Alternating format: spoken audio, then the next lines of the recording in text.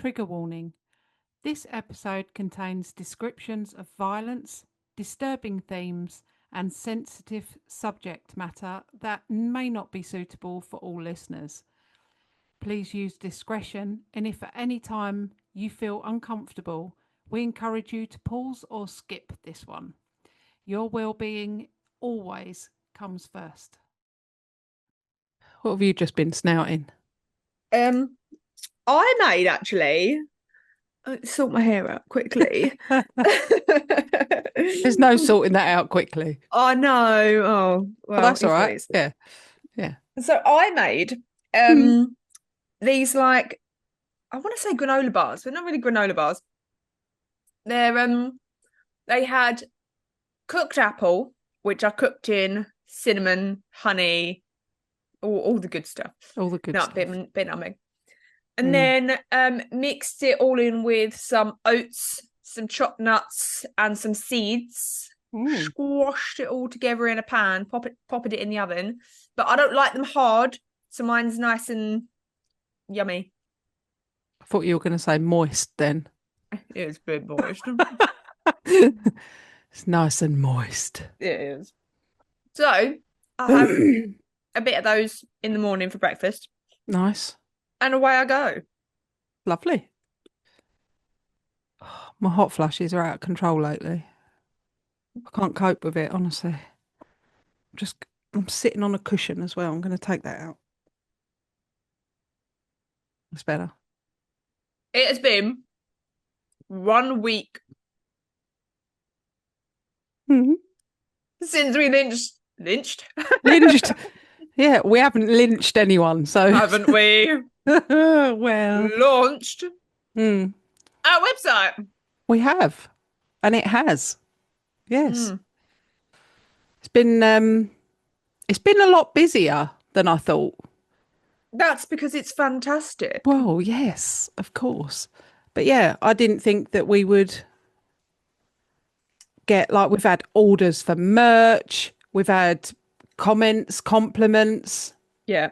About it. It's been really good. Thank you. Thank you to everybody that has ordered something. Yes. Thank you to everybody that has sent a message saying how good it is and that they've checked it out. So if you haven't checked it out, go and what are you waiting for? Go and do it. Yeah. But yeah, thank you everybody, because Kate did work incredibly hard on that. I did watch Kate work really hard on it. So you did. You were very diligent. Diligently watched you work on it. There's been much going backwards and forwards, and what do you think of this? Do you like this? What about this? Sarah, you've come up with some amazing ideas, and I'm like, oh my God, yes, we need to do that. Put it on there. Sarah has spotted many mistakes that I have made on there. So yeah, it's been a great collaboration. Yep. So and that's super it, excited. So, yeah. And also, I completely forgot to tell the people, there is a section on there where you can leave a review. Is that right? I've made that up, haven't I? No, there will be. All right, get to it, Kate. I'll stick that on there. So by the time you listen to this, yes, there'll be a section where you can leave a review. You can read reviews, but yeah.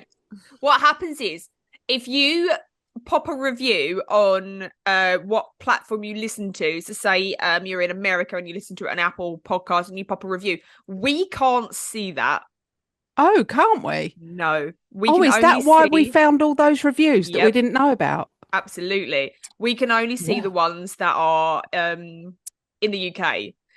And if you leave a review on Spotify, we literally have to go and search for it. Or I don't think you can leave a review on Spotify, but if you leave a comment or something like that on an episode, we have to go and search for it. The same as if you're on like Good Pods or something, we have to literally physically go on there and have a look to see if you've left a review. So it's much easier and better for us if we know about it. Yeah. Well, I was just thinking, actually, this is going to confuse people, but if you leave a review on Apple Podcasts, it does help our standing, doesn't it? Oh yeah, still do it. It's just do that. Yeah, we may not get to see it, but just leave 2 reviews. Come on, just leave them all over the place. Wherever you can. Unless they're shit. If they're shit, then just keep it to yourself. I know one of the reviews on Spotify, not a review, but a comment on one of the episodes said, I thought I was going to listen to an episode about John Christie, not two schoolgirls chattering about Basildon.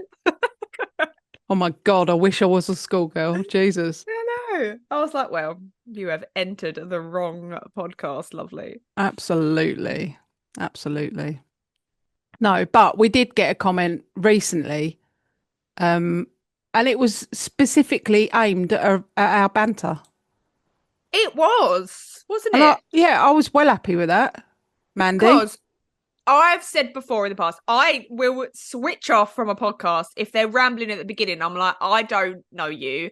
I don't give a shit about whether you. I don't know. I don't care about your parking situation. I will fast forward until I get to the episode, unless I have started to get to know the hosts. If I've kind of suffered through and gone, oh, they're a little bit funny, and then you get to know the host and you build that relationship with them. Yeah. So if you have made it this far, we appreciate you sitting through some of our absolute nonsense. Yeah. But yeah, a lot of people do say that they enjoy our podcast because of our banter, which... I mean, I'm kind of the opposite to you, aren't I? I really love, like, getting that relationship with the podcasters, with the hosts. So I love hearing about what they've been doing and where they've been going, what they did at the weekend, what's happening with their job, things like that. Because I feel like I'm just like driving to work and I'm listening to like two of my friends, just chatting away, and I love that. Yeah. So I'm the opposite. I like a bit of banter. There you go then. So and that's why the podcast works, isn't it? Because we do the banter in the beginning and then we do the story, because what I can't stand is midway through the story when they're like, I don't know, they go so off topic and so chattery. And yeah, I mean we are guilty of that as well, but not, I think there's like a handful of episodes where we've done that, if that. But we do have a shout out to do. So let's crack on with the shout outs. All right. Our shout out goes to Katie. Katie. Katie. Wicked name, Katie. Katie's now part of the Blamely. So welcome. as such, you are now, we will be sending you, probably by the time this comes out, you will have received your login details for the website. You'll be able to get access to all the Blam episodes, every single one of them, plus the case files that are on there currently, which we will be adding to, plus everything else that's on the website. That's fantastic. So yeah, good for you. Good for you. Well done, Katie. Great choice. Great decision you made this morning. Actually, it would be yesterday morning. Yeah. No idea. So another thing, just to point out, we said to people, if you do subscribe, we will be sending you the login. Just please bear in mind the time difference. Oh, yeah.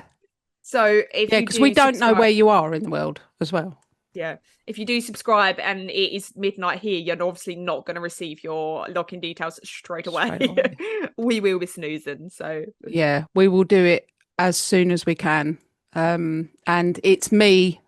It's not Sarah that handles the logins. So don't come at Sarah if you're waiting. No. Come at Kate. Come at Kate. Yeah, come at me. Come at me. It's me that that does all the logins and everything.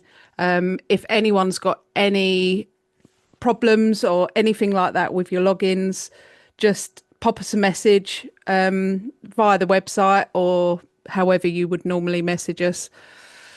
Send us a message and I will get on that shit straight away. Do you know what else we need to get on? No. Random Blams. No!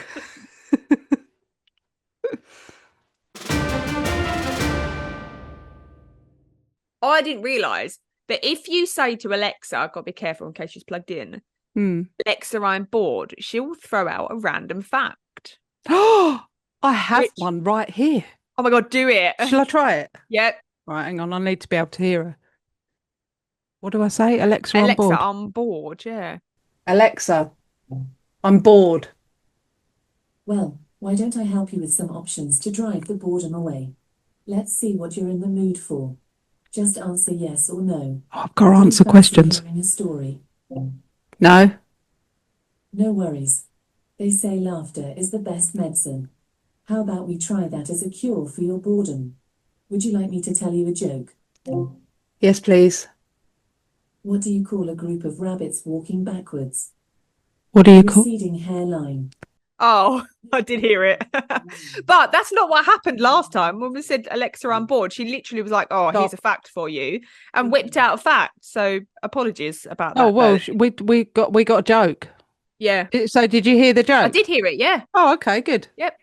So, anyways, my fact from Alexa that she threw out without all the questions was that hot water freezes faster than cold water. I know. Why? Why? I think it's something to do with the molecules in the water being a different size or a different shape. I don't know. But there are videos of people in like Alaska or wherever where it's freezing cold, throwing a pan of boiling water into the air and it freezing. And it's snow. Yeah. Yes, yeah. I would like, because this has been a thing for me. I was like, I'd love to have it so cold where you could do that, because I'd love to try it. So for our listeners, I know that we've got a very special listener that lives in Canada now, but for all our listeners that live in areas like, because I've seen them do that in New York as well, when it's got so cold in New York. If anyone lives in an area where it gets cold enough to do that, can you please make us a video of you doing that and send it to us? Because honestly, I'm so intrigued by that. I think I think it's just cool, isn't it? It's just cool. I've made a rainbow before. If it's like really sunny and you spray the hose into the air, it does make a rainbow. Yeah. No, we can make rainbows, but we can't make snow, can we? It's just it's just miserable over here. We never get snow, and if we do, it's so piddly. It's like frost. Yeah. It's rubbish. But it's not, it's enough to make this whole country grind to a halt. Oh, isn't it rubbish? Oh, it's just ridiculous. You can't Everyone go to starts school. driving like prats and it's ridiculous. Right, well, random blams then are done. Done! That's a shit mug you're drinking out of. It's not really that shit. No, it is shit. It is shit. It's so what a shit mug. Exactly. It's so shit. I bet at some point soon, because I also have a shit mug. You're not talking about my face, are you? Because well, no, not yours, but I've got a shit mug, and I stand by that. I bet at some point soon we're going to have the best mugs in the world. I think so. I think you're right. I bet we are. Yeah. To drink out of. Mm-hmm. Yeah, we're not having plastic surgery yet. No. Not those mugs. At the moment, I've done the best with what I've got. Okay, I've got my spooky vibes mug because it's Halloween. I do actually really love that mug. I thought as much. I thought that's very harsh. It's very, very, very harsh. Very harsh. Yeah. So.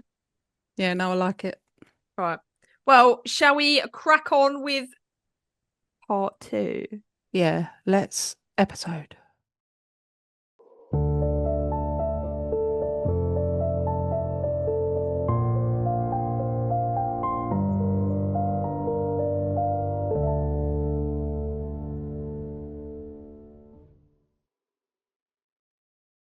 Morning. Should we create a song? Oh, no, let's not do that. No. All right, never mind. I feel like that. Oops, I feel like that'd be a you thing anyway. Yeah. Although I do create songs, but I mean, they're normally about Puppy. Right in her face. Yeah, and in Claire's face. Oh God. Right in Claire's face, and she just goes, "Please stop." That's fair enough. I do not stop, however. And that's how I got this scar. Yeah. And that's how the relationship between Claire and myself ended. Mm-hmm. Yeah. She wouldn't stop singing. Yeah. Right. Shall we get going with part 2? Because yes, I shall tell you for why. All right. The people have been waiting a week for this. I know. Yeah. So have I. Yeah, that's true, actually. I hate having to wait. I would wait and listen to part 1 and 2 together as opposed to having to wait a week. I'm got zero patience for that. Well, newer listeners will be able to. That's right. You're welcome. So, part 2 of Ed Gein. Mhm. If you haven't listened to part 1, get out of here, man. Get out of here. Get out. What are you even doing? Listen to part 1 first. It's in Part part 2. 1. Part 2 first. No, you want to listen to part 1 first? Yeah, I know. You said, what are you even doing listening to part 1 first? All right. Well, what are you even doing? Go and listen to part 1 first. That's it. So in part 1, we covered the actual events that took place. So the events that earned Ed the name the Butcher of Plainfield. Ugh. So this episode I specifically covered from the perspective of the outside world. The very surface of what happened. Mm. So the very, what people saw from the outside as opposed to what went on the inside. Yeah. So today's episode, we're going to be covering the dark nitty-gritty details of what went on in the very depths of this case. Who was Ed Gein? Why did he become a notorious character later to become the focal point of many grotesque, gruesome horror films? Mm. The aim in this part is to really, really understand what turned a sweet, innocent young boy into the monster that we all know of now. Mm. Was he born bad, or was he a product of his upbringing? Did he hate women, or did he adore them, admire them? Did he kill for pleasure? And what on earth possessed him to turn human flesh into household objects? So we are by no means psychologists, but we will certainly be expressing our thoughts and opinions at the very end of this episode. I've got a little question sheet at the end, which we will go through, okay? Oh, fun. So let's start at the very beginning. Let's start at the very beginning. Very good place to start. George Gein, born in 1876. His life was hard growing up. His whole family died in an accident, leaving him to be passed through foster care. George then grew into an adult as a very deeply insecure and troubled man. Unlike men of the times in the very early 1900s, he was not the man of the house. He was not a dominant figure that made decisions. So when he met a woman that could step into that role for him, a dominant figure that he could potentially hide behind, George buckled in for the long haul. Augustus Wilhelmine Gein, although her surname wasn't Gein at the time, I don't know what her surname was, was born in 1878 in Germany. Not much is known about her childhood or what made her into the strong-willed, outspoken, religious zealot that ruled the roost. A zealot being a person with very strong feelings about a topic that wants to impose those feelings on anyone around them at all costs. Oh, good word. If you didn't agree with her way of thinking, you were sinful. She was a devout old Lutheran. Old Lutherans teach that every human thought and deed is infected with sin and sinful motives, and because of all of this, all humanity deserves eternal damnation in hell. Oh. And she lived and died by that notion. Being a meek, weak-minded man, George just followed Augusta's lead, never disagreeing or arguing.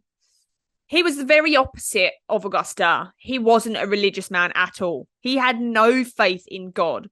He had spent a childhood praying for a better life that never came. But for reasons that no one could understand at the time, the couple married in December 1899. Augusta ruled that house with an iron tongue. She was a strict, righteous woman with unrealistic ideologies and expectations.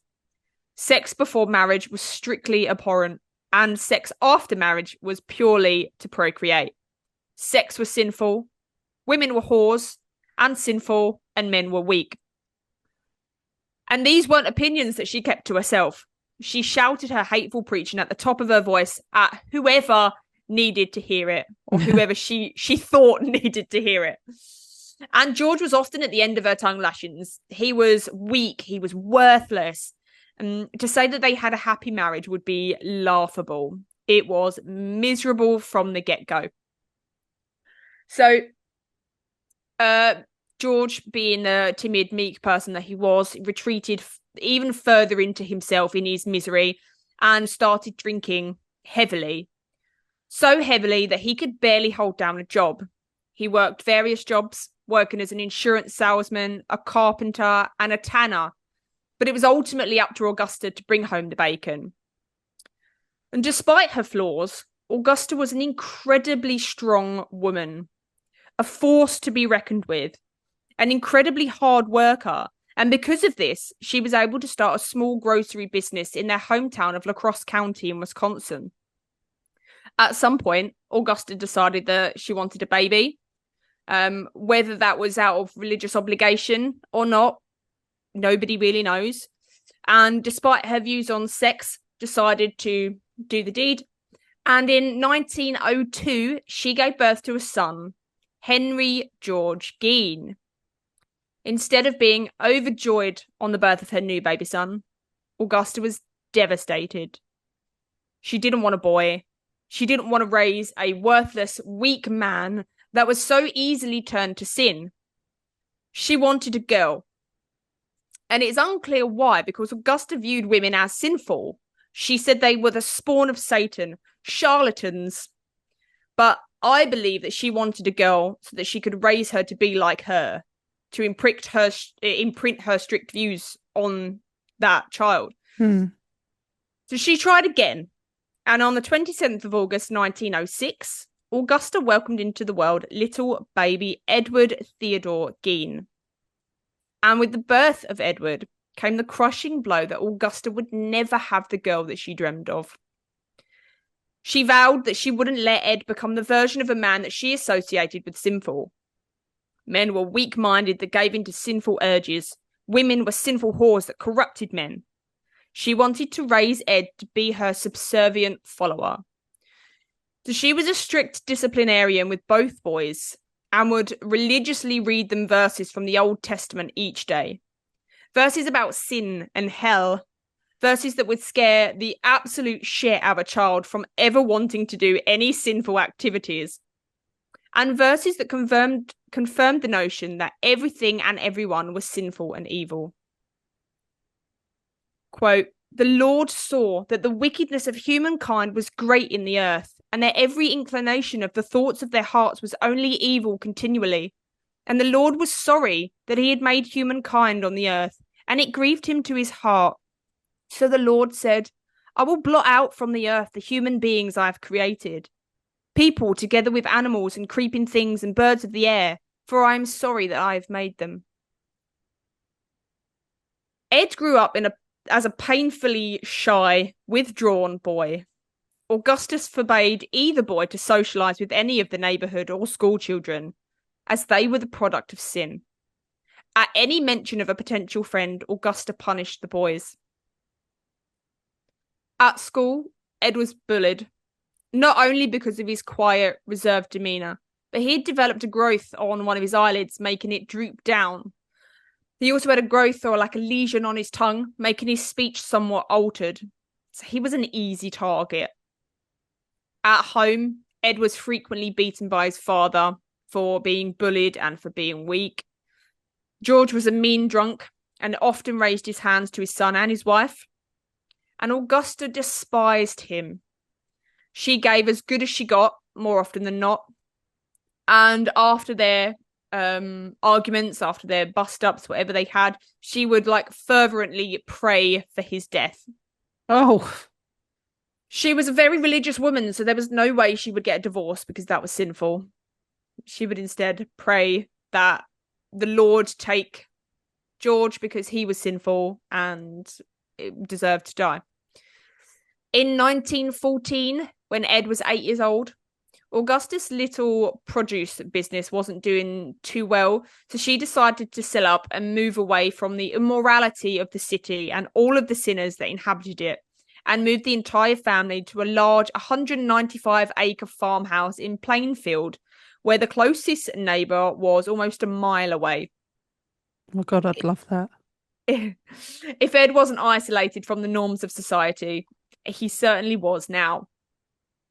Augusta bought that house and owned it under her own name. Now, for a woman in 1914 to own her own home was practically unheard of. Men were the workers. Men were the earners. Men were the ones in charge of finances. But not for Augusta. She didn't need a man to support her. She was a strong, domineering woman. And due to her husband's alcoholism, he was pretty much useless when it came to working on the farm. And this was all down to Augusta and the boys to keep that farm running. They still did attend school in Plainfield. Both boys went to Roshacry grade school, a one-roomed building that housed 12 pupils in total. Oh. And Ed was a very average student. He by no means had learning difficulties. He wasn't mentally impaired. He was just emotionally stunted.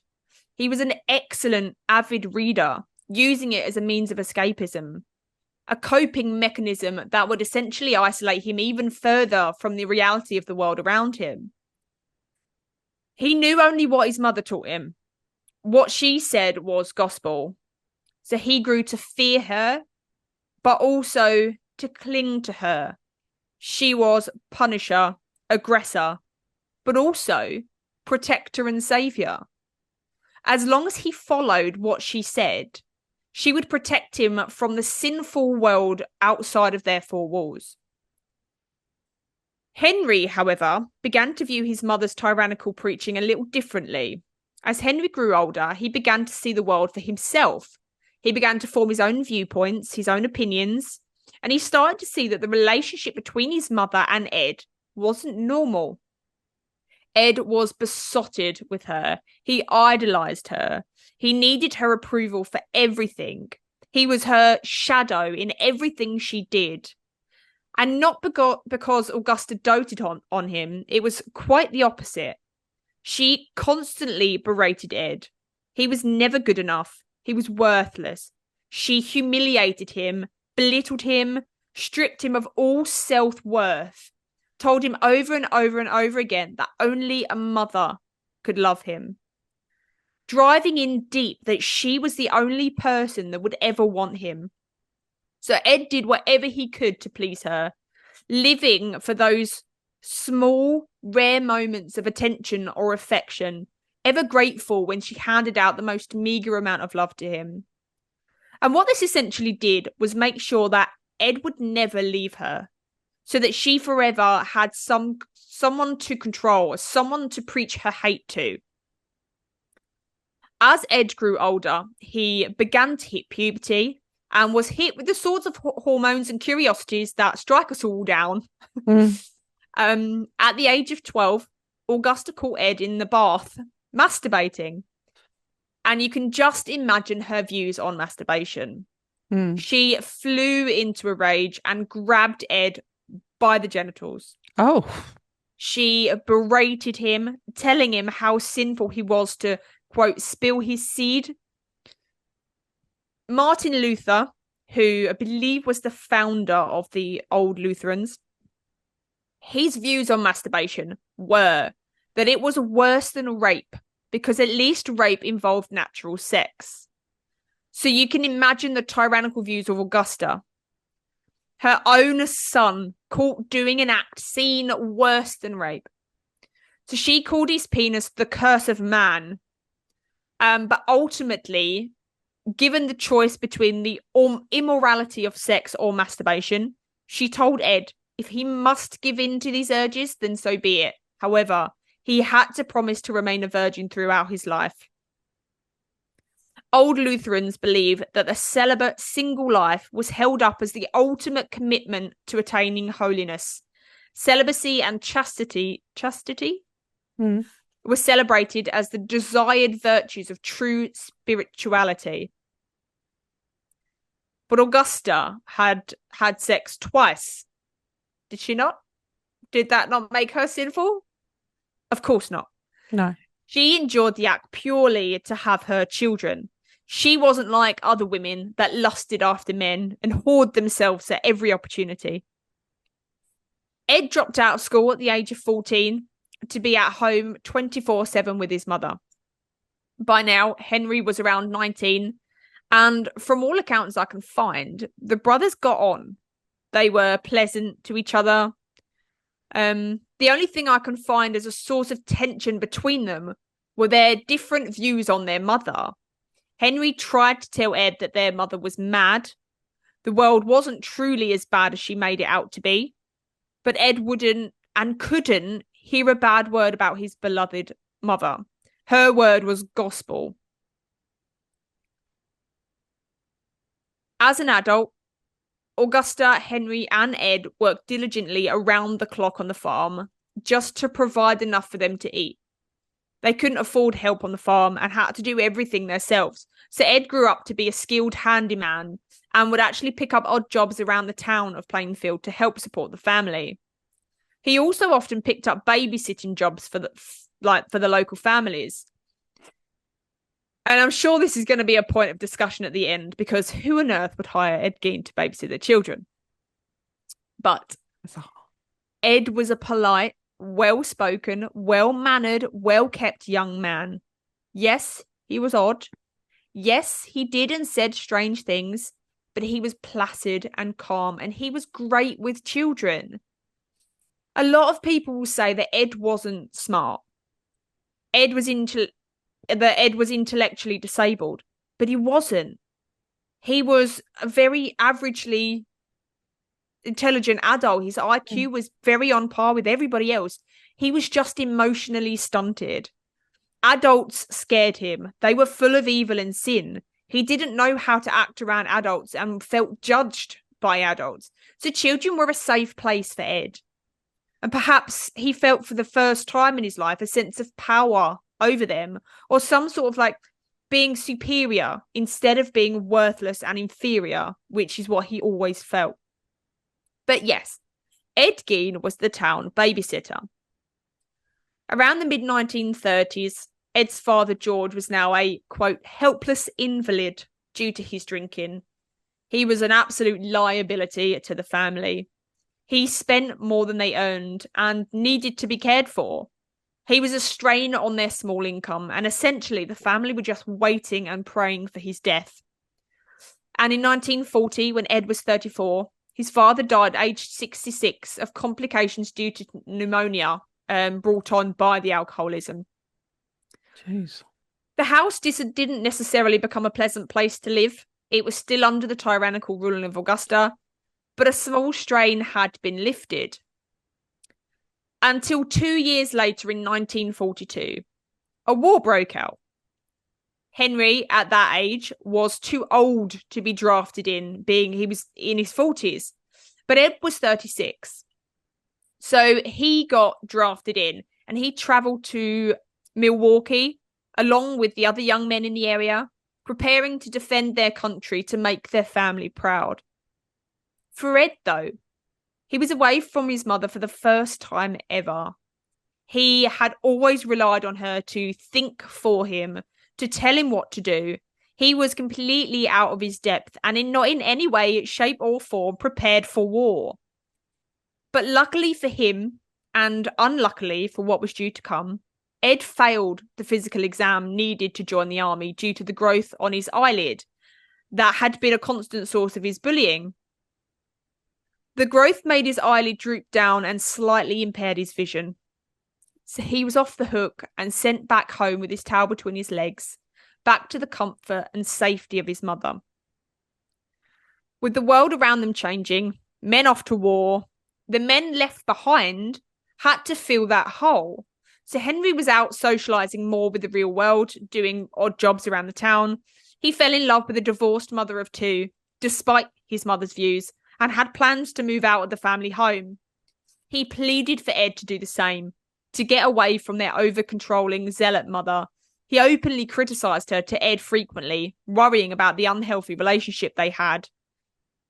Ed was mortified by Henry's abhorrent behaviour, going off with a divorced woman, and anyone that criticised or went against Augusta was sinful. His brother had been tainted by evil. He had given in to the curse of man. On May 16th, 1944, Ed and Henry were on the farm burning brush on the marshland, an easy way to quickly get rid of the area of unwanted weeds. However, the fire grew out of control and began to spread. The brothers worked diligently trying to put the fire out, and when all was extinguished and the smoke begun to clear, Ed realised that he couldn't see Henry. He called the local authorities and reported Henry missing, and when they arrived, essentially, Ed led the officers to a marshy area where Henry's body lay face down in the burned grass, dead. The coroner, despite not conducting an autopsy, listed Henry's death as accidental, and his cause of death was asphyxia from the smoke. Despite being found in burnt brush, no burns were found on Henry's body or clothing. No harm had come to his body from the fire, aside from a large, unexplained bruise located at the back of his head. Nonetheless, the coroner didn't even entertain the notion of foul play because he felt there was no one in the area that could possibly have harmed Henry. It must have been caused by the fire. From the town's perspective, they didn't see any grief from Ed. Life just carried on as normal. It was just him and his mother, alone, together. A few months after Henry's death, Augusta became ill. She became faint and weak and was hospitalised, where it became apparent that she had suffered a stroke. This stroke rendered Augusta bedbound, and once she was well enough to leave the hospital, Ed took her home and diligently and devotedly looked after her, cared for her with such love and tenderness, the kind of which that had never been displayed to him. The once well-kept, pristine house started to fall into disarray around him. Every room but the room that his mother used. Her bedroom and sitting room. After a few months, she began to get her strength back and was even able to walk with a cane. Ed still looked after her. He drove her wherever she needed to go, including to a neighbouring house to buy straw, which ended in a rageful rant and preach to the neighbour after a woman appeared in the house that wasn't his wife. Oh. Augusta wasn't strong enough to keep up her tyrannical rage. And in late December in 1945, less than a year after her first stroke, Augusta Gein died from a second stroke. The death of his beloved mother, the person that had controlled his every thought, his every decision, was something that Ed never really got over.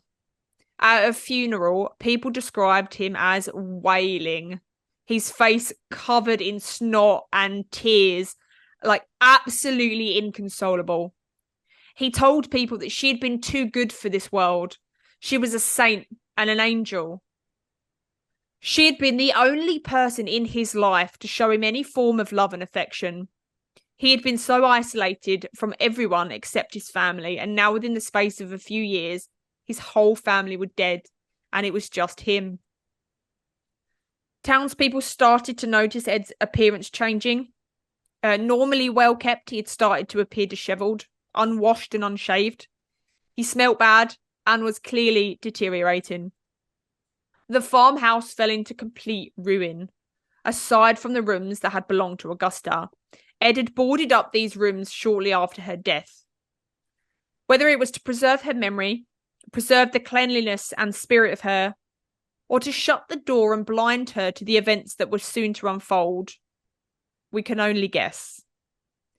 Now completely alone, Ed delved into books and magazines for company. He avidly read true crime magazines and headhunter magazines. Headhunting being the act of removing and preserving a person's head by shrinking it.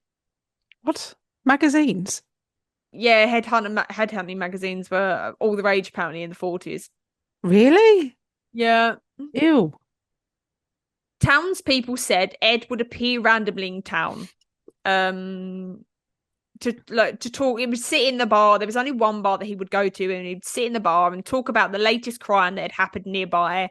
And Ed would talk about how he would have done that crime, or how he would have not got caught, or he'd even joke about it being him that had committed that crime. But everyone laughed it off. Odd Ed. But it started to become odder. He started muttering to himself, or would appear lost in thought, only to burst into manic laughter. There are reports of Ed becoming obsessed with Nazi propaganda. A woman named Isla Kosh, a war criminal said to have selected Jewish prisoners for death in order to fashion household items out of their skin. It would be easy to link Ed to this, to say that he was obsessed with this woman and that's why he chose to follow that path. But there are no reports that I can find that honestly verify this. Magazines found in his home show his fascination of true crime and headhunting, but no other evidence supporting his love of Isla Kosh were found. But nonetheless, Ed had begun reading some very dark and macabre things.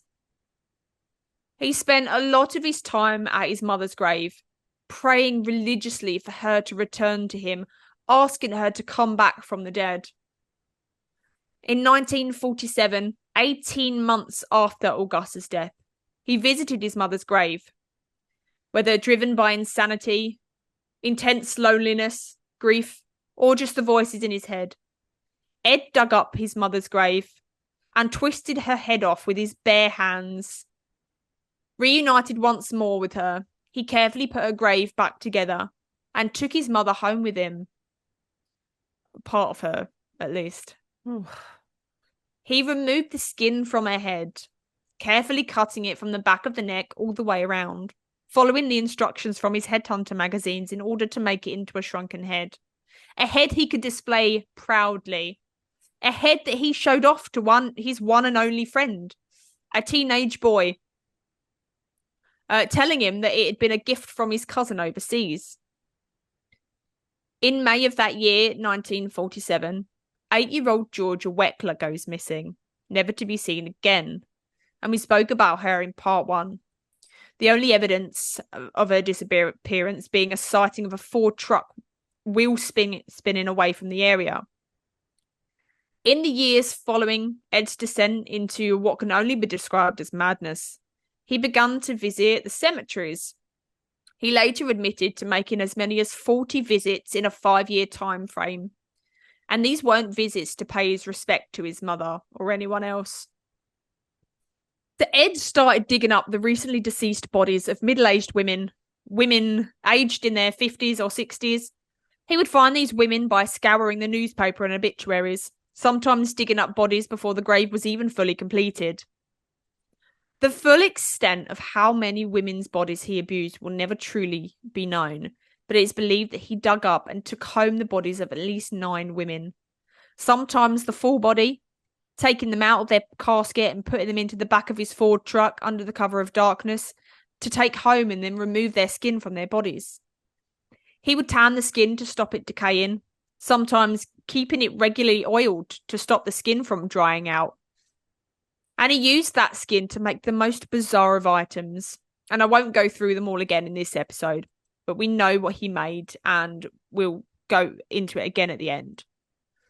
And once Ed was done with the bodies, sometimes he would return the parts that he didn't use to the grave, or he would discard the rest of the body, burning the organs, or just literally discarding pieces around his home. The few rooms in his home that weren't boarded up and kept pristine had fallen into complete chaos. There wasn't any single place in those rooms that weren't littered with some form of grotesque body part or just absolute filth. Human body parts were found underneath rubbish, behind furniture, just absent-mindedly left anywhere once it had no further use.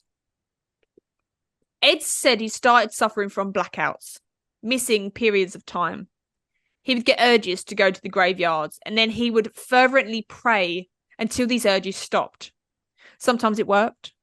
Other times, he would wake up in a daze in a half-dug grave, having no recollection as to how he had gotten there.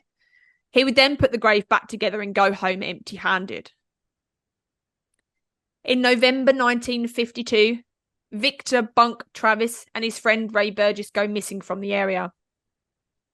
Their bodies or their car were never found, but reports suggest Victor's jacket was found near the Gein family home, along with a skull containing a gold tooth, something that only men really had at that time. Less than a year later, in October 1953, Evelyn Hartley is babysitting in La Crosse County, where Ed is visiting a relative. She is never found, but her bloody underwear and a pair of bloody men's pants were found a few miles away. A year later, on December the 8th, 1954, Ed is in town at the local bar. Ed never drank, but would still sometimes go down to the bar to visit the owner, Mary Hogan. Ed had become somewhat obsessed with Mary since his mother had died. She was a middle-aged woman who had been born in Germany. She was strong-willed and wasn't afraid to speak her mind. Sound familiar? Mm-hmm. That afternoon, around 4:30 p.m, while Ed was alone with Mary, he pulled the blinds down, pulled out a .22 caliber gun, and shot Mary in the forehead. They dragged her body out from behind the bar and put it in his truck, leaving a bloody trail behind. It's believed that when Ed took Mary back to his home, he took the skin off her face and fashioned it into a mask. What he did with the rest of her body is unknown.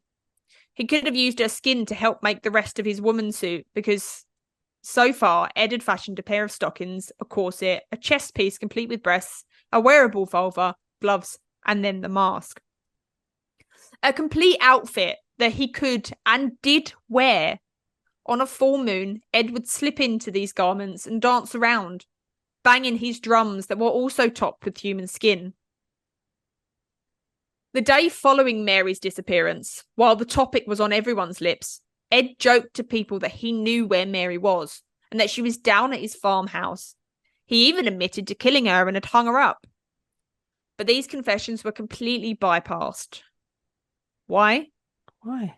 Because everyone knew Ed was weird. They knew he said and did odd things. But a killer? No chance.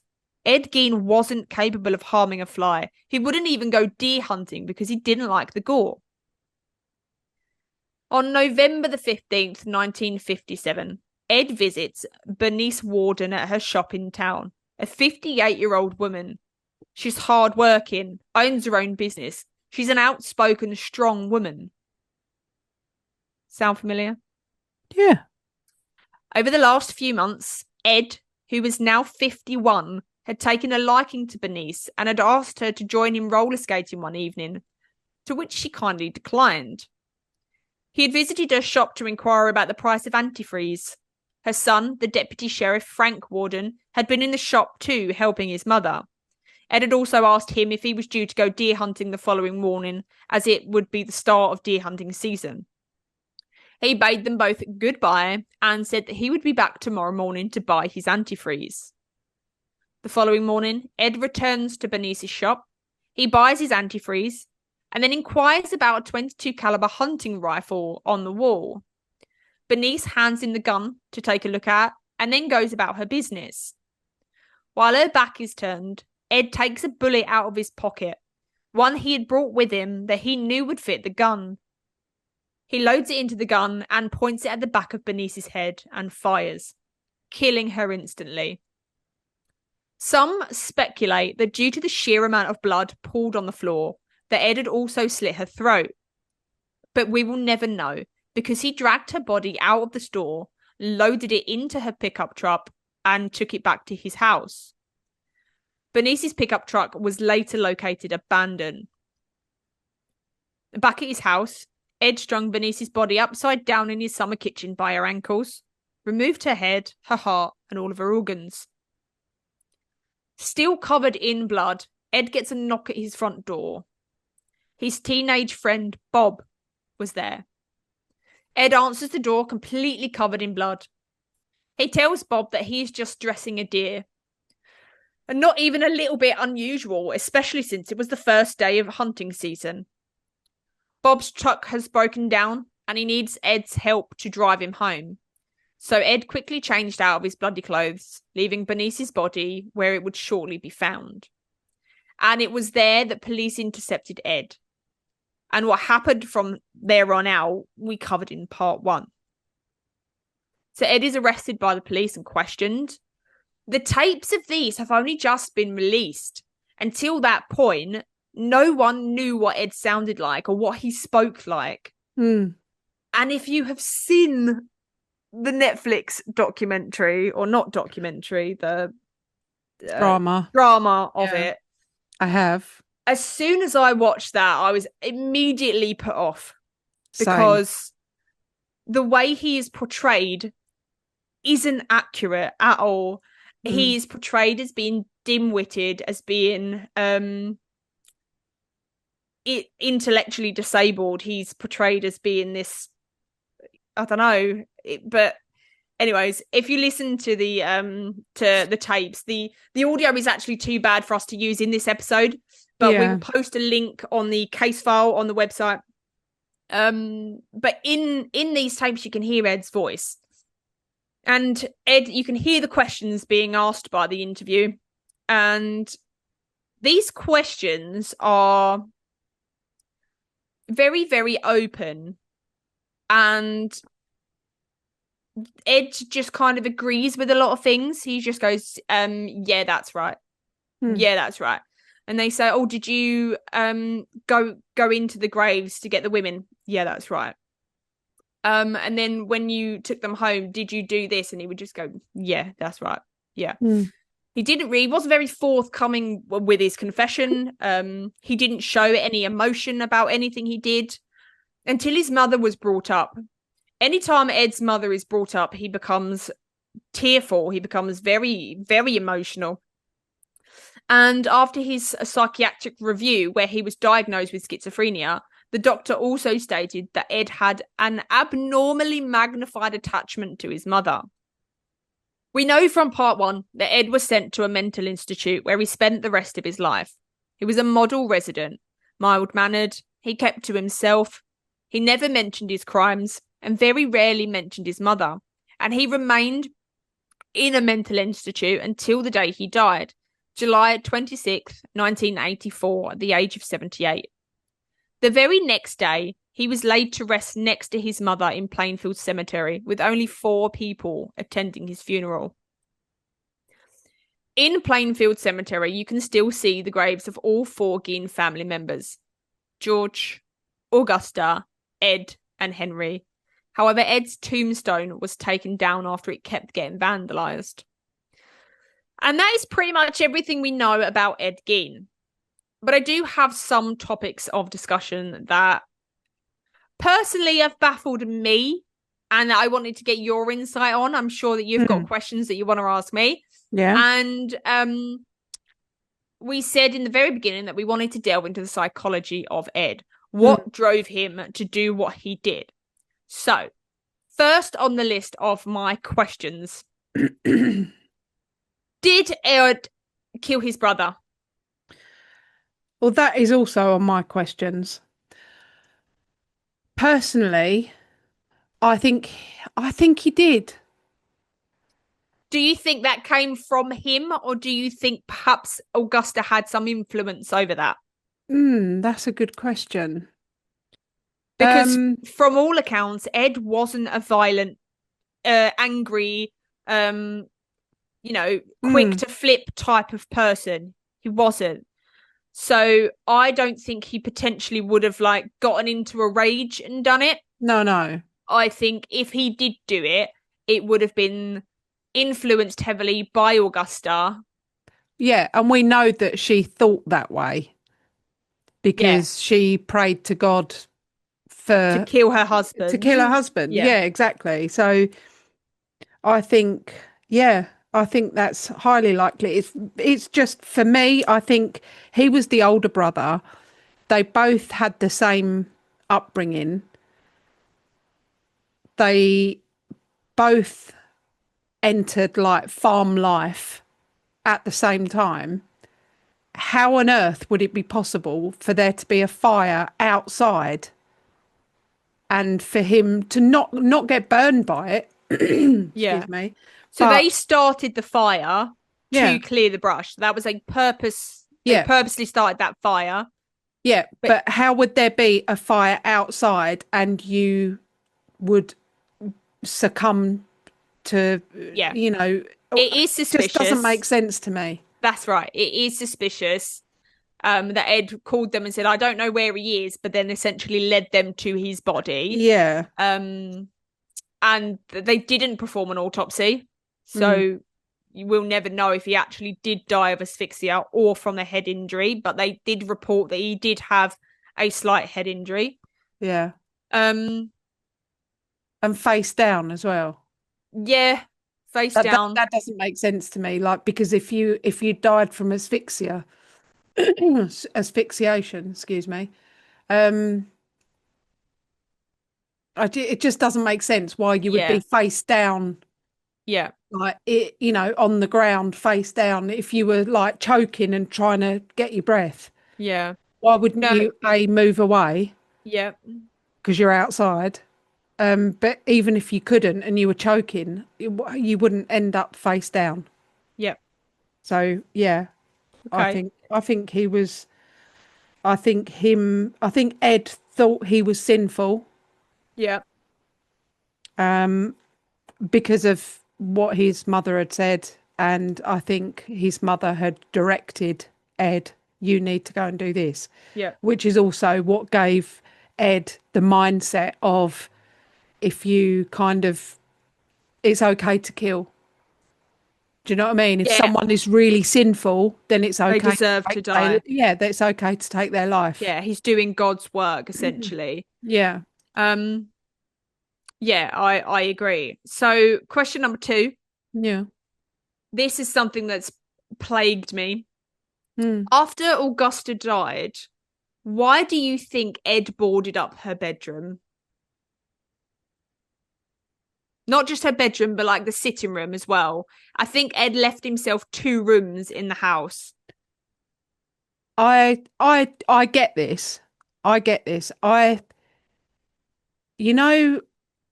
If someone loses a pet and then they say, and I'm not saying that this is wrong, but when someone loses like their dog, for example, and then they say, oh, we've collected up their bed and their toys and their food bowl and all that, and we're going to take it to the charity shop or whatever it is.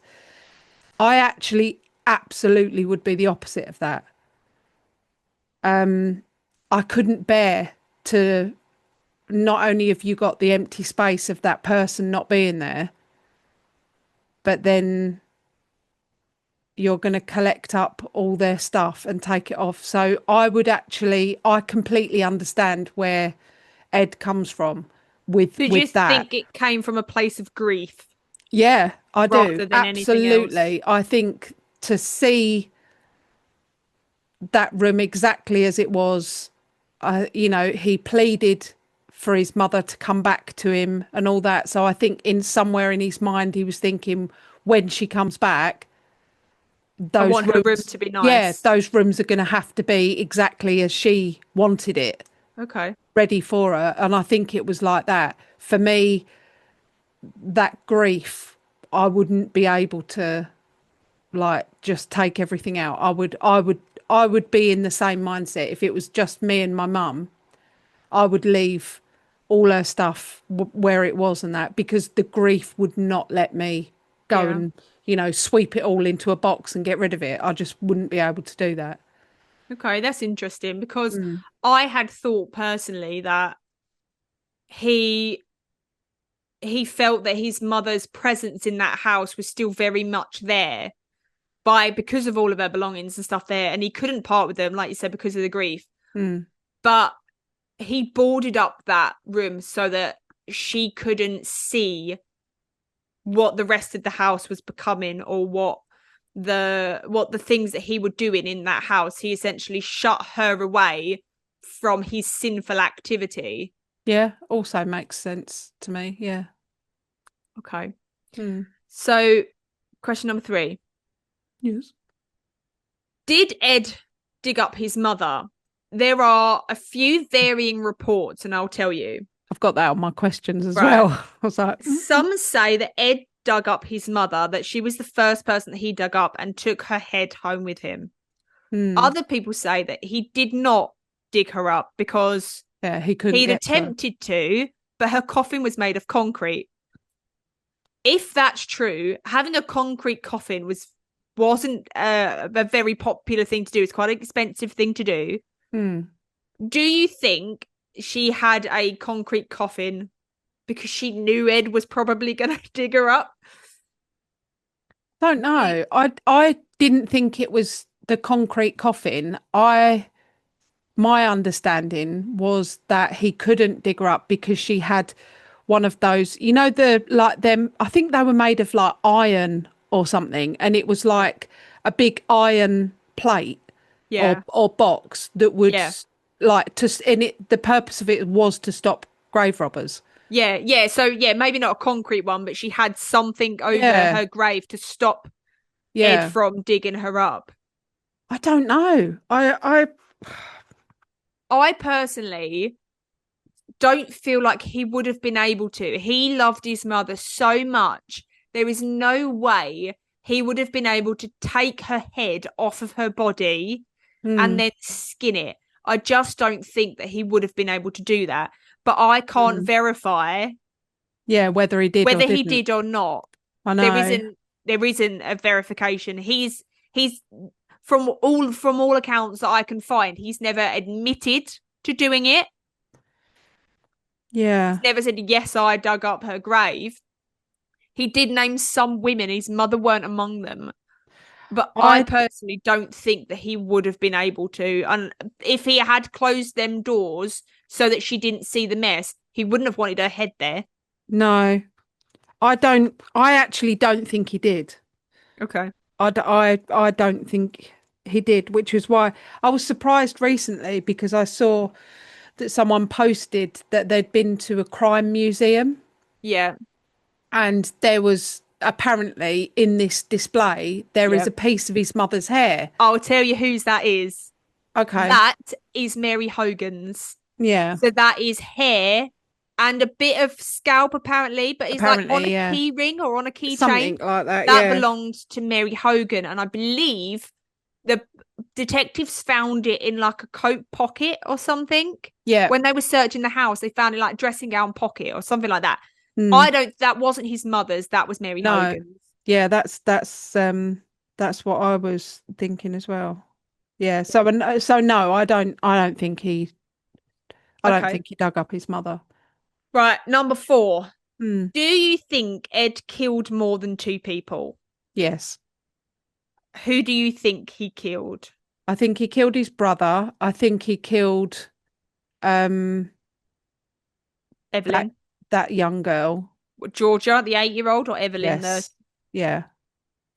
Why Georgia, though? What makes you believe he killed her? Well, from what I understand, there was like the deaths that were in the area were like no one was caught for those. Yeah, no one was. And for like with Ed Gein, he was like one of, or the first case where people understood that people could kill just for the sake of killing, Yeah. not killing out of rage or killing out of jealousy or anything like that. It was fairly sort of strange that people would be murdered just for the sake of being murdered. But children don't fit in with Ed's MO. No, but I think when you get victims of murderers that don't fit with the traditional MO, they're normally the ones right at the beginning. Do you know what I mean? So it's Yeah. like almost like he maybe killed her and then thought, I didn't really enjoy that, so I won't do that again, and then Yeah. didn't. But there was evidence of body parts in the house from a very young girl. Yeah. So how was that possible? It's interesting because it was the 1950s. Mm. I don't think they would have been able to scientifically say that the vulvas belonged to a teenage girl or a young girl or a specific age of a girl. I personally feel like it's a little bit of a stretch to say that he killed Georgia because she was so young. But again, he did have a Ford truck, which is what was seen leaving the area. But and I do think there's such an age difference between these 40, 50-year-old women yeah, and an 8-year-old. yeah, There is going to be obvious differences. Like you would be able to look at, a body part, I think, and yeah, pretty much judge whether something is from, yeah. but anyway, but yeah. But children for Ed, I think, were a safe place. Yeah. So I don't feel like he had any animosity towards children. And I don't think that he did kill them. But what's interesting, and what I did have as another question as well, is that if you look at the dates that all of these people disappeared, you had Mary and Bernice, December and November, Evelyn in October, Travis in November, and Georgia was December or November. Did he kill because he couldn't physically dig up graves because the ground was too cold, too hard? Well, that's an interesting thought. They're all in the winter months. Hmm. So was it that he still had these urges that he wanted the skin, but he couldn't get to these graves because the ground was too cold? Because my thought is, why did he kill Mary and Bernice, but nobody else? Yeah. Did they remind him of his mother? Like, was he specifically, this leads on to another question, but was he specifically targeting women that reminded him of his mother or potentially looked like his mother to take their skin to make this suit that he could wear and pretend to be his mother? Why did he target just Mary and Bernice? So hard to know, isn't it? Because was he doing it, like you say, because he didn't want to dig someone up because they maybe weren't fresh enough? Or was it because he needed that guarantee of having someone that looked like them? Or God, I don't know.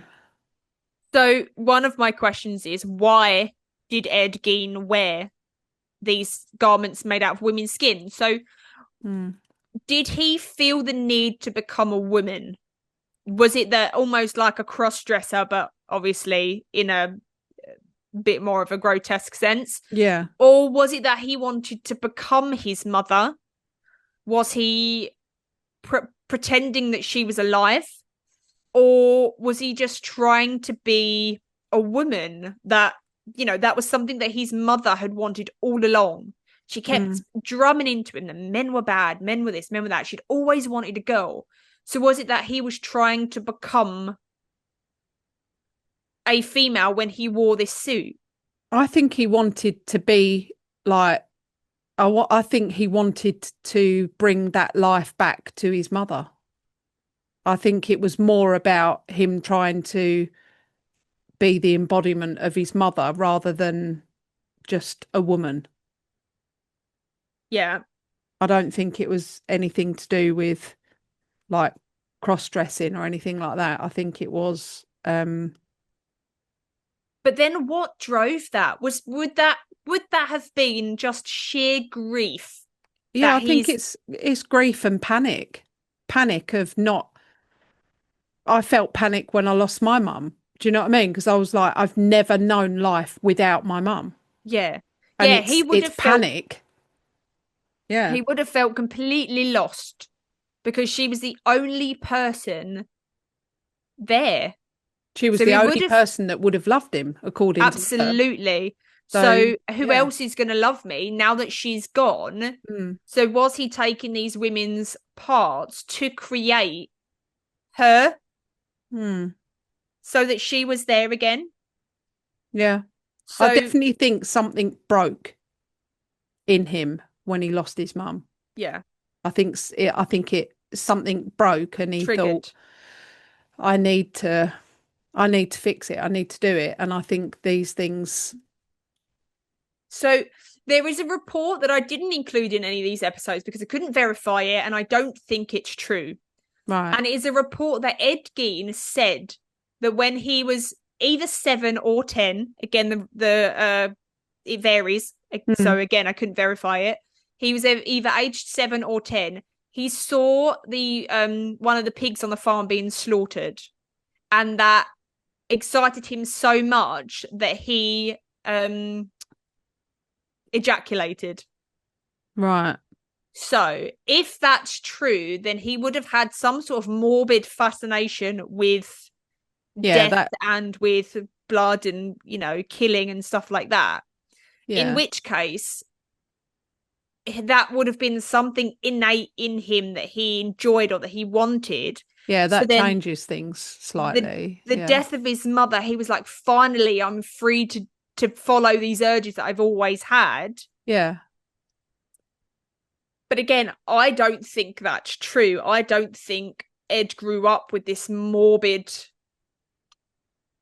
fascination of death and skinning animals or skinning people or killing as well. I don't think he killed for pleasure. I don't think he killed those two women because that's what he wanted. I think he wanted a part of them that resembled his mother.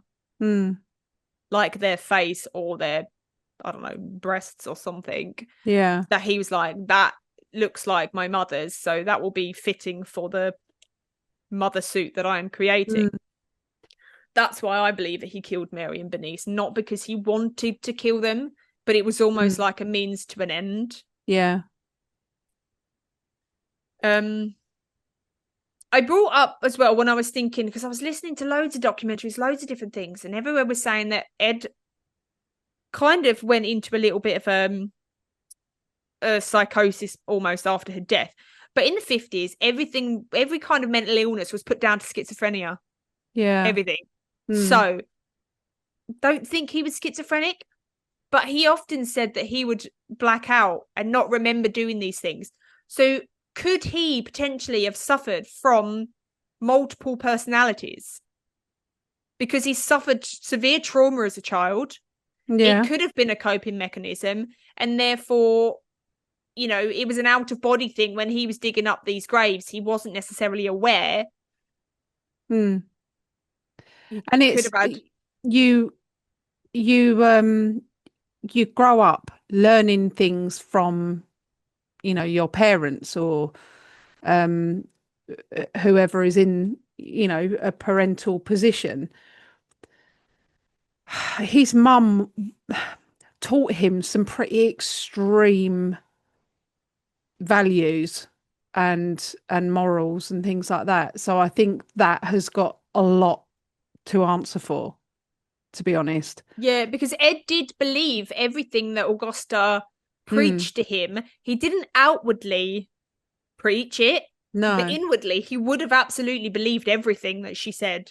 Yeah. Her word was gospel, so every act was sinful, everything. Yeah. He until he died, he said that he remained a virgin. He didn't give in to the curse of man. He kept that promise to his mother of always remaining a virgin. So he 100% believed in all of these sinful things that his mother had kind of indoctrinated into him. Yeah. So if we then reflect that back to the death of his brother, if his mum had something to do with that, then absolutely Ed would think, like we said before, it is okay to to kill if it's for a good reason. And if he felt that he was killing to enable his mother to be resurrected, you know, and come back to him, then surely he is going to believe that that's okay. That's an okay thing to do. Yeah, because Sinful to kill. He spoke about it. He literally said to people, Mary's hanging up at the farm. Mary's down at mine. I killed Mary. And they just went, yeah, all right. Yeah. Or whatever. Yeah. Do you think it's weird? Because this really made me feel strange. Do you think it's weird that his father was actually so much like Ed? Or Ed was so much like his father, in as much as, you know, he was meek and mild. And I've written the word Tanner with a big exclamation mark. Isn't that bizarre? Well, Ed learned that from his dad. Ed learned that he picked that skill up from his dad to be a tanner and to tan the skin, and that's what he did. Yeah, and he did. He did do it, yeah. And to be fair, he did do it well. Yeah. His dad was a very, very troubled man because of his upbringing, and then because of how Augusta treated him. And I think that Ed followed in those footsteps because he was a troubled man and because of how Augusta treated him. Yeah. I don't think it was anything, you know, in the genes or anything. I think that he was just a very repressed. He wouldn't have had the freedom to explore any of his own thoughts or emotions or anything. No. And also I found it strange that I actually didn't realise that his name was Edward Theodore. Yeah. Is it not strange that he's Eddie Teddy? Why would that be strange? Oh, Eddie Teddy Gein. That's his name, Eddie Teddy. Why is that weird though? Is there some sort of connection? No, I just think that's weird that he would be Eddie Teddy. Oh, and then he turned out to be like, you know, a horrific murderer. I don't think. I think his name, Edward Theodore, is a very strong name, isn't it? It's a very not when you shorten it to Eddie Teddy. Not when you shorten it to Eddie Teddy. No, Eddie no, Teddy it gives a very different perspective of the person, then, doesn't it? Yeah. No, I don't. No, I don't believe, and this is, you know, I'm sure this is going to be somewhat controversial, but I don't believe that he was evil. That's my very, very last question. Oh. Do we think these crimes could have been prevented with just a little bit of mental health support? Yes. Or was he born bad? Did he have these innate things? If he did ejaculate at seeing this pig get slaughtered, was that something that was in him? Would he have committed these crimes regardless of his upbringing? Or did he commit these crimes because of his upbringing? He committed the crimes because of his upbringing, I think. Yeah. But Henry lived in the same household. Yeah, but Henry died. Yeah. Henry was 46 or something like that. He was well into his 40s when he died. He by no means committed any crimes. No, he grew up under the same tyrannical ruling as Ed did, albeit not quite as much, because I think Augusta found that Ed could be a lot more easily influenced and a lot more easily manipulated than Henry. Yeah. So Henry was kind of neglected a little bit. Yeah. So he didn't necessarily have the same upbringing. No. Well, they grew up in the same house. Yeah. However, you can, I mean, think about like your own siblings, how different you are, how different your mindsets are, how different your morals are, things like that. So I think, you know, me and my siblings are very different. I know you and your siblings are very different. Even with our kids, they're so different in the way they think and feel about different things. They've both got different, you know, deal breakers, you know, with like, well, if someone said this, you know, for Lewis, he wouldn't be particularly bothered. But for Jess, that'd be a deal breaker. She'd be like, no, I could never be friends with someone that, felt like that about something. And, so I think siblings are very, very different, even though you're growing up in the same household.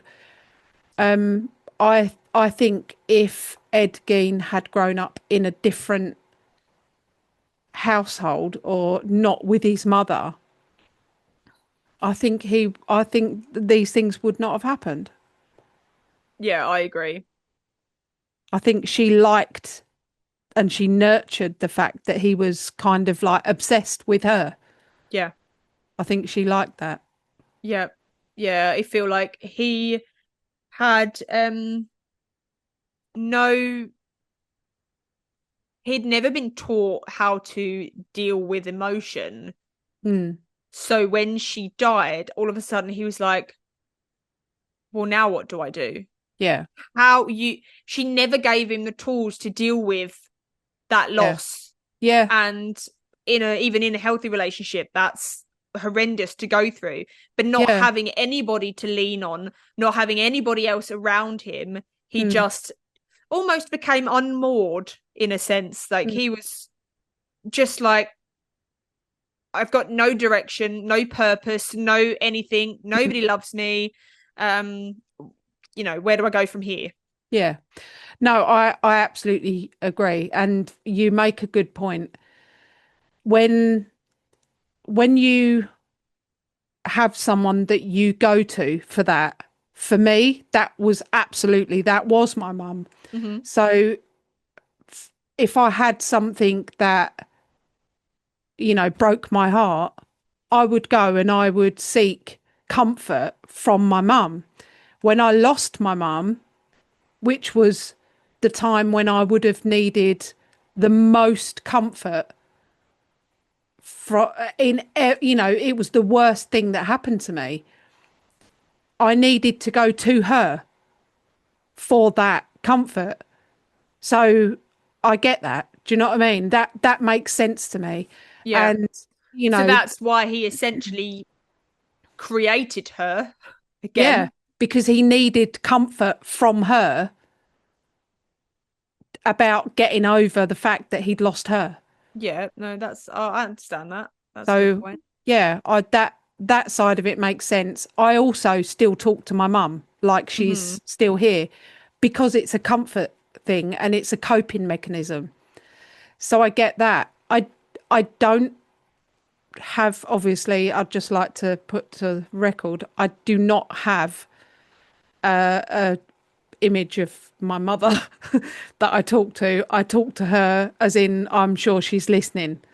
Yeah. And that is a coping thing. And I think a lot of people do that when they lose someone. They'll sort of go, "Oh, I'm really missing you today, mum. Yeah. I'm really struggling today, dad," and things like that. I'm sure a lot of people do that. But I think for Ed, it was just on a much, much Yeah. higher level. And he felt the need to physically have that, Presence. that presence of his mother there. Yeah. He just got a bit mixed up, I think. Yeah. And just, for everybody out there, if you don't know us and people listen to this episode and they go, oh, well, you're feeling sorry for it. We're not No, feeling no, sorry for no. Ed. We're just trying to understand. Just trying to understand him. I'm not coming from a sympathy point of view. Yeah. I'm coming from I need to try and we're perplexed by it. Yeah. We're We do just this, we trying talk to about understand things. why and what his mindset would have been. Why would he have considered this as an acceptable But then thing to again, so do? touching on that point, we've kind of, maybe we can potentially understand why he's created this woman suit, because he feels the need to have his mum there. He's Mm. using women's skin of the same age, the same, so that it kind of resembles her. Why is he making lamps? Why has he made a nipple belt? Why is he eating out of skulls? I think that maybe comes to. I think possibly he had, obviously, because he had multiple bodies at the house, didn't he? Yeah. For whatever reason, maybe he wanted to use this part of the woman's body, but not the rest of it. I think that comes from a thrifty household, you know, hunting mentality. You use every part of the animal. Do you know what I mean? And that kind of thing. So and he learnt tanning from his dad. So I think he thought, I don't think that was a sick, twisted. I don't think it came from a sick, twisted place. I mean, obviously it was sick and twisted, but I think it was more a case of he had a lot of time on his hands. He knew how to tan. He had no money. He had no money. He needed to do some home repairs. Yeah, and I think he just thought, well, I need, I don't know. I'll use their skull as like a bowl. I'll cut the skull in half, and I'll use that as a bowl. I'll use this, what could I make out of this? I could make a belt. What could I make out of this? I could, re-upholster the chair. I don't know, but I don't think that was him wanting to surround himself with that. I think he just literally used every part of it. There was a light pole, wasn't there, that had a pair of lips? It was a window, like a blind pole. Oh, okay. Yeah, the pole for the blind. As a pair. So I think that was more a case of, I don't think he saw them as body parts of people. I think he saw them as using all of the animal. I don't know. That's just what I think. I don't know. What do you think with body parts? I think potentially the same. I don't think he viewed these people that he dug up. They were, like I said, a means to an end. I don't think he necessarily viewed them as women, because his view of women was very, very tainted. So I don't think he viewed them as people. And I think you're right. I think he sort of was like, oh, I need this part to finish this. I need this part to finish that. But then he's got all of this material left. Yeah. And he's like, oh, the chair's broken, or the lamps broken. I think you're absolutely right. I think as awful as this is going to sound, he arts and crafted the shit out of out of those people. And I do think you're right, because otherwise, why else would he have done that? He's not essentially, he's not like a crazed killing maniac that, he wasn't Texas Chainsaw Massacre. No, absolutely not. And he wasn't this uncontrollable going around killing everybody because they were there or anything like that. They were, like you say, he had in his mind, he wanted to create something, and that's what he wanted to do. And also, do you think, because I've just thought about this, he used all these body parts and everything. However, there was a box with the vulvas in. There was, yeah. Why not use those for anything? Do you think there was something psychological with thinking, like believing that, lady parts were disgusting? That was the bit that you stayed away from. Do you know what I mean? So they were the only bits that were actually shut in a box and pushed out the way. This is what I think, because I did read somewhere that Ed had trouble keeping the vulvas, for lack of a better word, fresh, or preserving them. So some that he had painted silver in some sort of thing to try and preserve it, but he said that it made it a bit brittle. Right. So I think that he wanted a vulva to go with his woman suit. So therefore he kept updating them, maybe, so that there was a fresher one, or he was trying to figure out the best way to keep it fresh so that he could use that one. So I think some of them were still in there, because he literally didn't throw anything away. His house was everything that he probably had in that house stayed in there. Even to his chewing gum, he didn't throw anything away. Yeah. So I think that even the old ones that he wasn't going to use anymore just remained in that box. And then the freshest one, because there was one in there that clearly belonged to Bernice, and he'd like sprinkled it with salt to try and preserve it. Right. So it's that Okay. fresh in there. So I think he was trying to keep the freshest one so that I don't know, Okay. that he could wear it. Yeah, that makes sense. Ooh. Yeah. Oh, that's all my questions. Yeah, that's pretty much all of the questions that I had as well. So, and yeah. But Yeah. I just, every time I sort of like thought about it, I'd think of something else. Or every time I was writing a bit, I'd think of something else. I'd be like, oh, maybe it's this, maybe it's that. I had a long conversation with Josie when we was driving like 2.5 hours. And I was like, but why? Yeah. Why did it turn out that way? Mm. Of all the other ways it could have gone, why that? But I think you hit the nail on the head. I think he needed his mother there, and that's what his aim was. Yeah.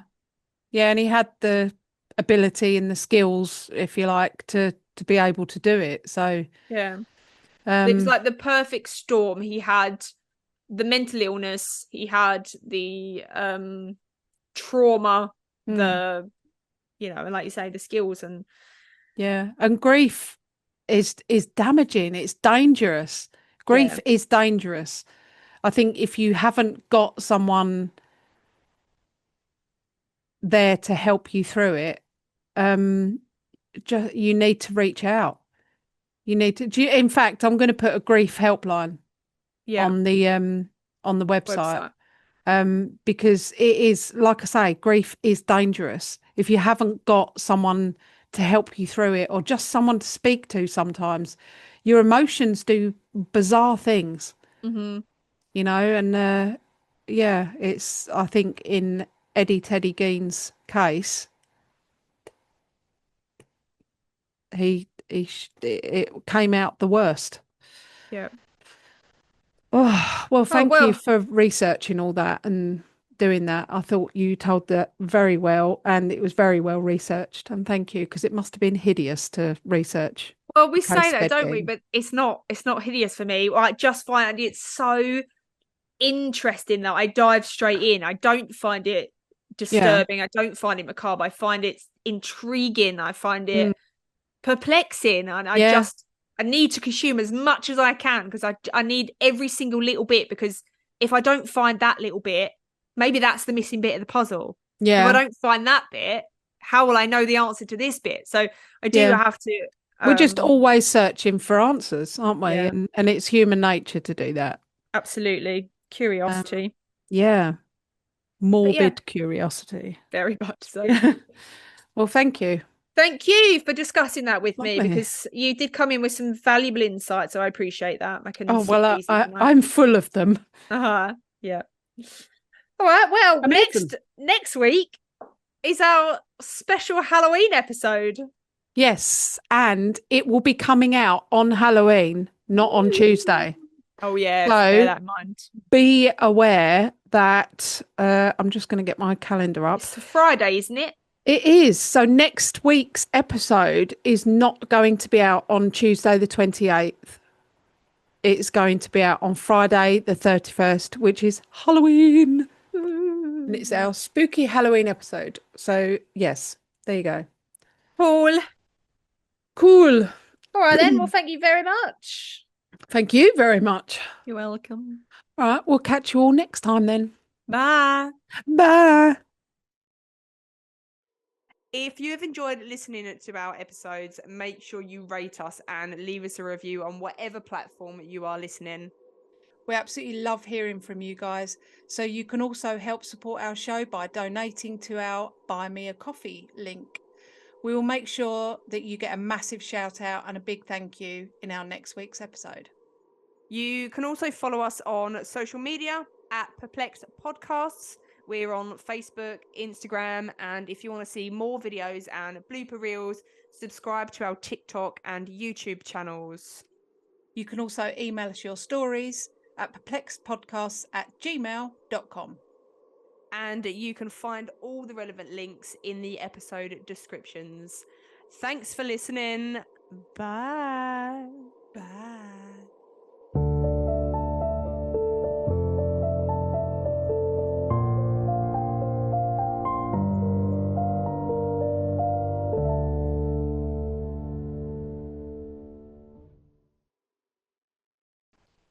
Meh, meh, meh, meh, meh, meh, meh, meh,